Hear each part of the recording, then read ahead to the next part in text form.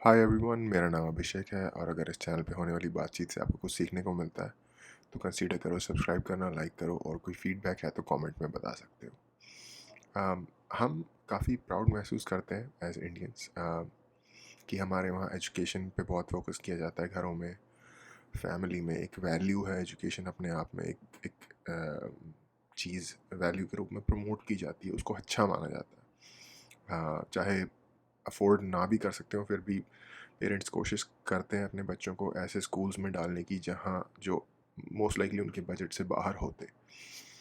Government school की situation आपको पता है, इसलिए वो लोग शायद ये कोशिश करते हैं। अ, पर एक्चुअली सच्चाई थोड़ी सी अलग है। हमारे यहाँ की एजुकेशन सिस्टम और लोगों का उसकी तरफ एटीट्यूड एक्चुअली एक बहुत ही फ्लॉड, फुल ऑफ क्रैक्स वाला सिस्टम है। मैं एक स्टोरी शेयर करना चाहता हूँ अपने खुद के पर्सनल एक्सपीरियंस से, और शायद उसकी थ्रू मुझे समझाने में थोड़ा इजी पड़े अपनी बात। तो मैं दिल्ली यूनिवर्सिटी से ग्रेजुएट हूँ।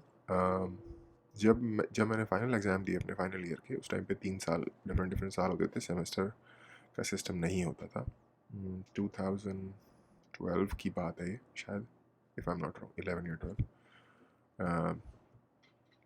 आपको मुझे एक सर्टेन परसेंटेज चाहिए थी अपने फ्यूचर में जो मैं प्लान कर रहा था उस चीज़ के लिए, और उस सर्टेन परसेंटेज से मैं सिर्फ कुछ ही मार्क्स से पीछे रह गया था। आई थिंक 8 या 10 मार्क्स अगर मेरे ज़्यादा आ जाते तो मेरी वो परसेंटेज हिट हो जाती, और जो मैं करना चाहता था ग्रेजुएशन के बाद वो मैं इजीली कर पाता। अम, पर मैं क्योंकि नहीं हिट कर पाया तो मैंने डिसाइड किया कि एक ऑप्शन था मेरे पास कि मैं इम्प्रूवमेंट, एक चीज़ होती है जिसे कहते हैं कि आप जिस भी सब्जेक्ट में आपको लगता है कि आप थोड़े और मार्क्स स्कोर कर सकते हो, आप उसमें अच्छे हो, अ, उस उस सब्जेक्ट में एक या एक से ज़्यादा में आप अप्लाई कर सकते हो दोबारा बैठने के लिए, एग्ज़ाम एग्ज़ाम के लिए।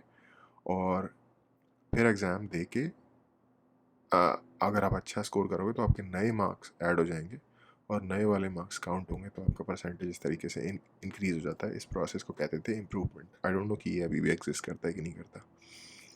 तो मैं इम्प्रूवमेंट का एग्ज़ाम देने गया।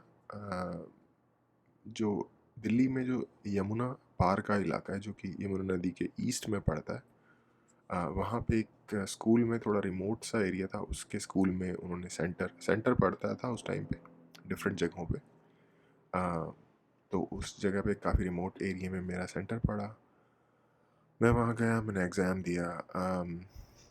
एग्ज़ाम की सेटिंग देख के मुझे काफ़ी हैरानी हुई। वहाँ पे पता नहीं कहाँ कहाँ से, हर जगह से लोग एग्ज़ाम देने आए थे, और मोस्टली वो लोग थे जो जिनकी बैक आ गई थी उस सब्जेक्ट में जिसमें मैं एग्ज़ाम देने गया था। आई थिंक हिस्ट्री था या समथिंग। तो उन लोगों को बहुत कम उम्मीद थी पास होने की। वहाँ पे फाइनली सारे लोग आपस में बातें कर रहे हैं, लड़के वगैरह, और डिसाइड कर रहे हैं कि कैसे ये इंश्योर किया जाए कि हम इस एग्ज़ाम में पास हो जाए।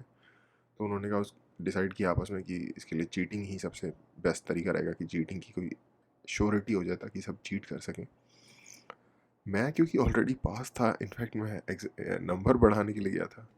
मैं उनको देख रहा था तो आई थिंक मैं कितना, क्या एज होगी, 21 से 20-21 साल उस टाइम।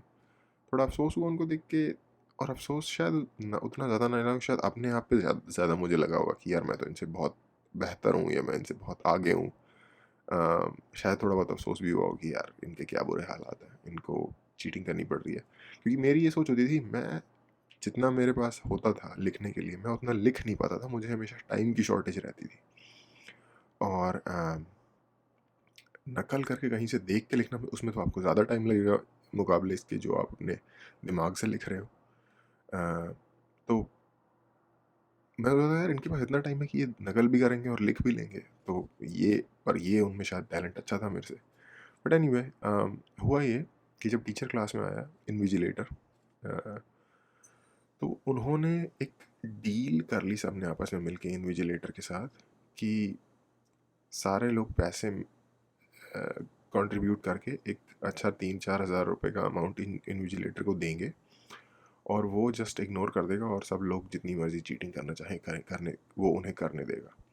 मुझसे उन्होंने कहा कंट्रीब्यूट करने के लिए। मैंने कहा यार मुझे चीटिंग नहीं करनी, इसलिए मैं कोई कंट्रीब्यूट नहीं कर सकता। और उन लोगों ने मुझे बॉदर नहीं किया उसके बाद। उन्होंने कहा ओके, क्योंकि ऑफ कोर्स वो खुश थे अपनी सेटिंग जो उन्होंने की थी। 100-200 रुपये से कोई फ़र्क नहीं पड़ने वाला इतना। अम, तो ये हो गया। बट ये चीज़ मुझे, क्योंकि उससे ना मैंने पहले अपनी ज़िंदगी में ऐसा कभी देखा था और ना उसके बाद कि टीचर डायरेक्टली, मतलब क्योंकि वो एक टीचर ही था, स्कूल टीचर था वो, जिसको ये इन्विजिलेटर की एक ड्यूटी मिली थी यूनिवर्सिटी एग्ज़ाम में। और कि कैसे लोग खरीदने के लिए तैयार हो गए। उनके अंदर इतनी हिम्मत थी, उन्हें पता था कि करप्शन का ये लेवल है कि वो बंदा हाँ कर देगा पैसे लेने में। उस बंदे ने हाँ कर दिया और ये चीज़ हो गई। शायद मैं बहुत ही भोला रहा हूँ उस वक्त तक कि मुझे ये चीज़ बहुत ज़्यादा स्ट्रेंज लगी कि ऐसा हो गया है या ऐसा हो सकता है। बट हाँ, लगी मुझे स्ट्रेंज, मैं हैरान हुआ उसको देख के काफ़ी। और उस वक्त शायद इतना नहीं अंडरस्टैंडिंग आई, बट बाद में जब मैंने उसके बाद उस इंसिडेंट के बारे में जब भी सोचा, मुझे लगा कि यार हम, ये एजुकेशन का लेवल है हमारी कंट्री में। और चलो ये तो उन्होंने एटलीस्ट चीटिंग करके लिखा, पर अपने हाथ से तो लिखा। लोग फेक डिग्रीज बनवा लेते हैं, शायद अगर आपको नहीं पता तो। ऐसे ही लोग हैं जो एजेंट का काम करते हैं फेक डिग्रीज बनवाने में। किसी बंदे ने एमबीए की नहीं है लेकिन उसके पास एमबीए की डिग्री होगी, हो सकता है, क्योंकि उसने जस्ट पैसे देके वो डिग्री खरीद ली। तो स्टोरी का कहने का मतलब ये है कि हमारे देश में भले ही एक बहुत बड़ी संख्या में इंजीनियर्स, एमबीएस ग्रेजुएट्स निकलते होंगे हर साल, बट एक कहावत है अंग्रेजी की, separating wheat from the chaff. Chaff होता है जो भूसा होता है जब आप गेहूं निकाल लेते हो, उसको कहते हैं फसल में से। तो जितना शाफ्ट और गेहूं का जो रेशियो होता है ना, उस रेशियो में भी हम केपेबल लोग पैदा नहीं कर रहे, कॉम्पिटेंट लोग पैदा नहीं कर रहे। वो जो उनके पास जो डिग्री है वो जस्ट एक पेपर है। उस डिग्री के साथ जो कॉम्पिटेंस आनी चाहिए, अगर आप वो उनमें सर्च करने के लिए जाओगे, इंटरव्यू अगर उनका आप लोगे या किसी तरीके का टेस्ट लोगे, जो उन्होंने एजुकेशन गेन किया, क्या सीखा आपने, हिस्ट्री से रिलेटेड कोई सब्जेक्ट पूछ लोगे, रशियन रेवोल्यूशन के बारे में कुछ पूछ लोगे, फ्रेंच रेवोल्यूशन के बारे में कुछ पूछ लोगे, ग्लोब से रिलेटेड किसी कंट्री के कैपिटल, कुछ नहीं उनको पता होगा। उनके पर्टिकुलर सब्जेक्ट से रिलेटेड, मान लो किसी ने फिजिक्स किया, थर्मोडाइनमिक्स के बारे में पूछ लोगे, नहीं, कुछ नहीं पता होगा उनको। ठीक है, एमबीए भी जिन्होंने किया उनसे किसी कोई केस स्टडी दे के उनसे उसको सॉल्व करने के लिए पूछ लोगे, शायद वो उसका भी जवाब ना दे पाए।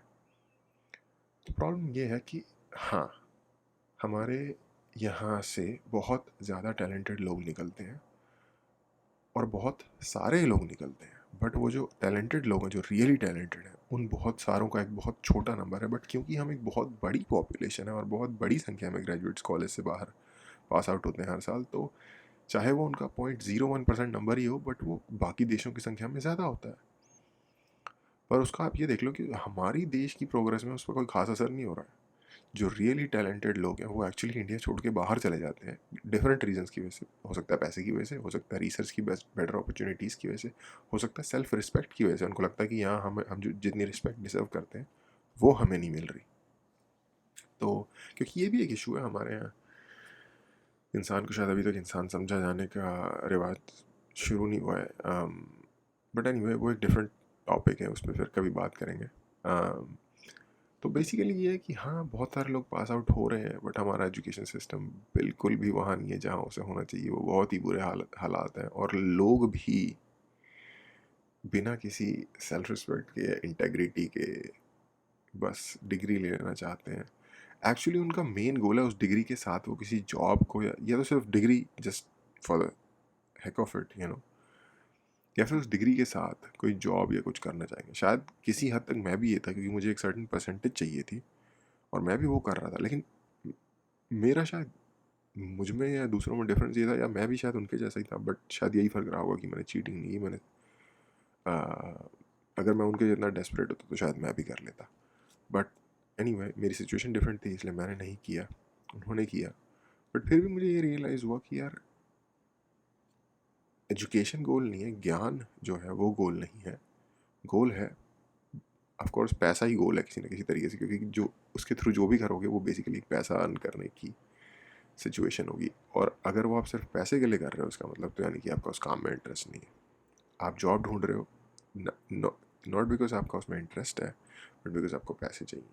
ये एक पूरा का पूरा, जैसे कहते हैं ना सरकारी नौकरी और ये सारी चीज़ें, ये एक पूरा का पूरा इकोसिस्टम, या कह लो लाइफ स्टाइल या सोच ही है इस तरीके की, एक कल्चर है जिसमें कि लोग पढ़ाई और करियर इस तरह से चूज़ करते हैं कि पैसे की जो आमद है फ्यूचर में वो मैक्सिमाइज हो सके और काम इजी से इजी हो, बजाय इसके कि जिस काम में वो प्रोफिशिएंट है या उनका एक नेचुरल टैलेंट है वो करने के।